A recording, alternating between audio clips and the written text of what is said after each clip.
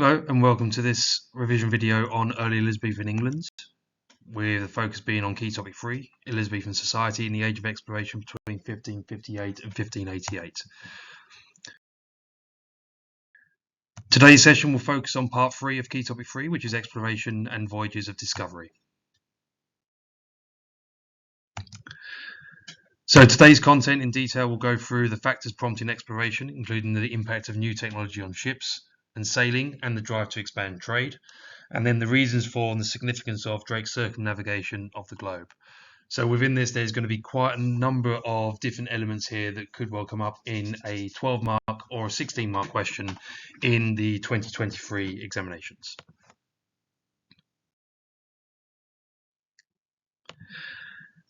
So let's focus on the idea of the factors that are prompting exploration, with the key focus here being on trade. So as a result of what's happening with Spain at this point in time, is that trade was expanding rapidly as the exploration to the New World was beginning to open up new opportunities. And the conflict with Spain and in the Netherlands hit traditional wool and cloth trade hard. A reminder that our main trading partner throughout most of the Tudor period was with the Netherlands, and with Spain now being in control of the Netherlands, then there's an impact on English trade there. Reports from the Americas suggested there was an abundance of different crops and precious metals, some that we had never seen before, and therefore is likely to become more luxury items and be able to make more things from that. And private investors funded risky but rewarding voyages. So there had been quite a number of voyages around the coastal areas of America, the eastern seaboard primarily, but inland, that was kind of where a huge amount of new materials were kind of hiding within the ground itself, and therefore more riches. It was viewed, more riches would have been there. You then got the triangular trade. So this is essentially the starting point of the transatlantic slave trade, whereby English merchants were beginning to exploit the African slave trade by selling things to African nations and then taking slaves in exchange for that, and then taking slaves over to the West Indies and the Americas, and then bringing trade back. So trading goods for people, essentially it's people trafficking.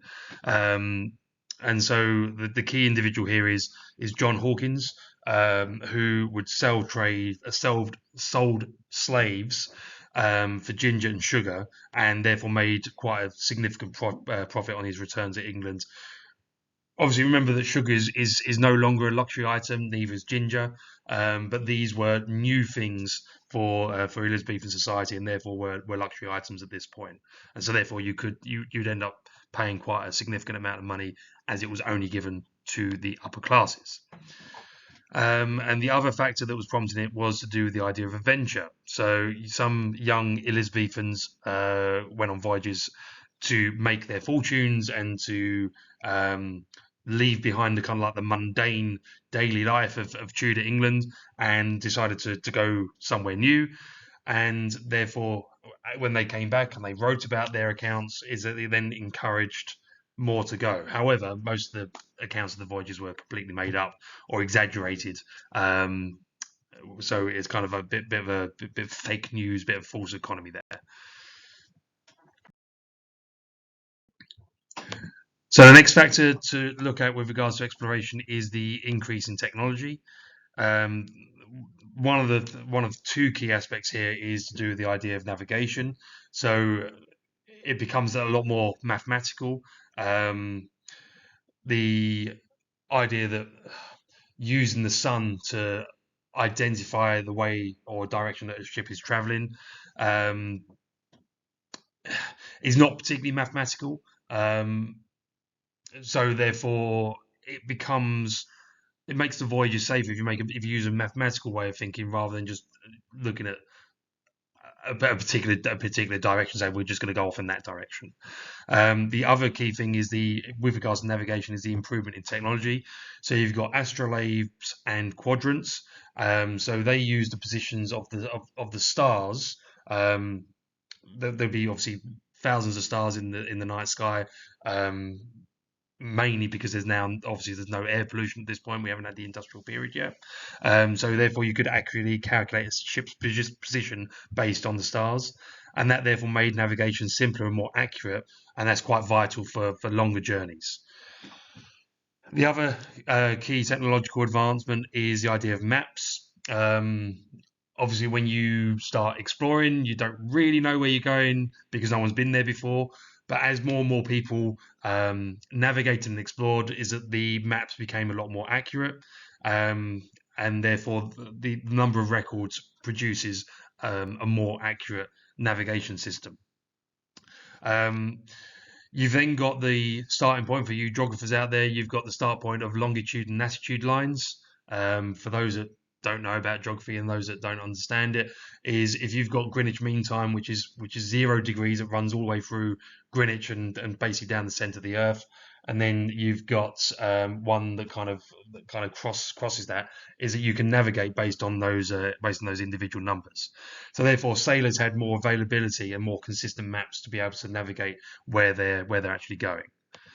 The third thing is to do with ship design. So the ships were larger, they were more stable. We're talking about things like galleons at this point. So it allows for more supplies to be stored for longer journeys, and they're more stable with regards to rough seas. So now we're going to move on to the idea of the reasons for Drake's circumnavigation of the globe. So a reminder that circumnavigation is to sail all the way around the world. We're not talking about non-stop, okay, but we're talking about the idea of going to different ports in different areas and to pick things up and explore along the way. Now, it wasn't initially Drake's aim to sail around the world. But his main purpose was to basically just to sack Spanish colonies in the Pacific. Again, just a reminder that Spain control most of the New World at this point. They are far more advanced than we were at this point in terms of exploration, and they had quite a significant land grab over the course of the mid Tudors and the Elizabethan era. So we're quite behind on that. And again, linking back to KT3.3, is at this point our relationship with Spain is really poor in the 1570s. Spain at this point attacked Drake's transatlantic expedition in 1567-68, killing 325 sailors. So there's a bit of revenge going on there with regards to wanting to raid Spanish colonies in the Pacific. And the last one is economic, in the sense that there's quite a huge amount of profits to be made from the journey to the Americas because of the metals and the crops that could be taken from there and then sold on. The last thing is, and related to that, is that Drake was ridiculously rich and famous by the time he came back to England. And he made his investors, the ones that kind of funded his voyage, really rich. So from the voyage of circumnavigation, is if you take into account inflation and what it's like in today's money, we're talking about £500 million in today's money from that circumnavigation voyage, which is an eye-watering sum of money for taking a ship around the globe at this point in time.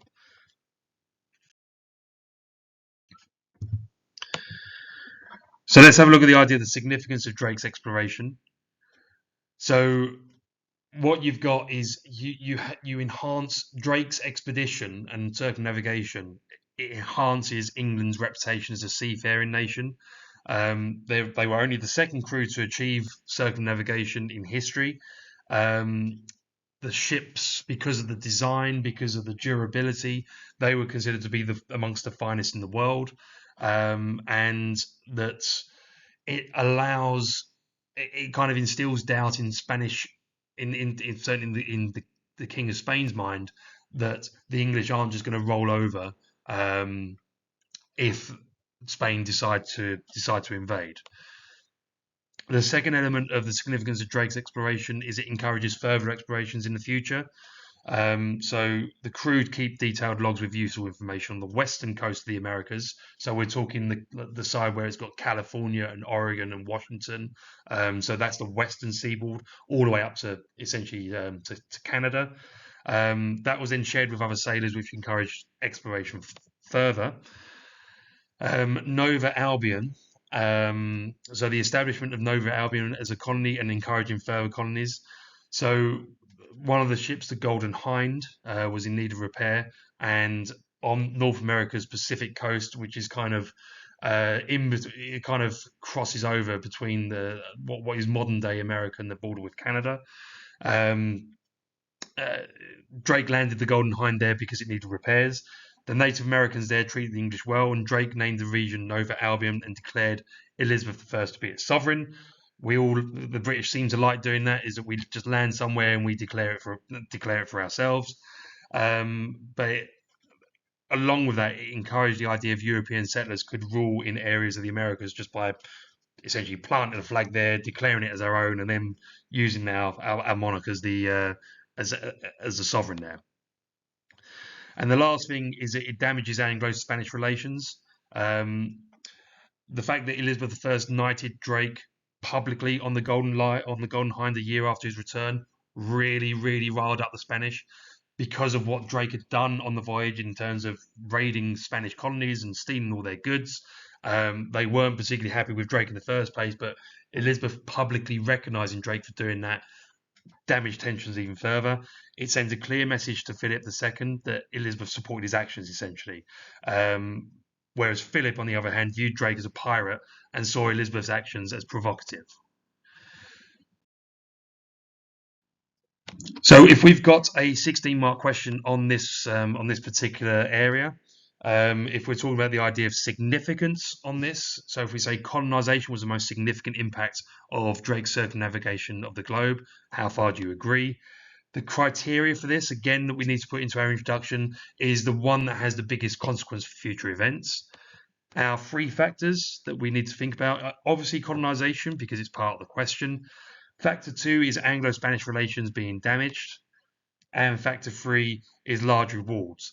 Now, it's quite hard there's a number of different judgments that you can come up with here, but one of the key judgments is to say that colonization is the most significant in the long term, as it led to many colonies within Northeast America being established and maintained control for the next 150 years. So over the long term is we kind of establish essentially a British Empire.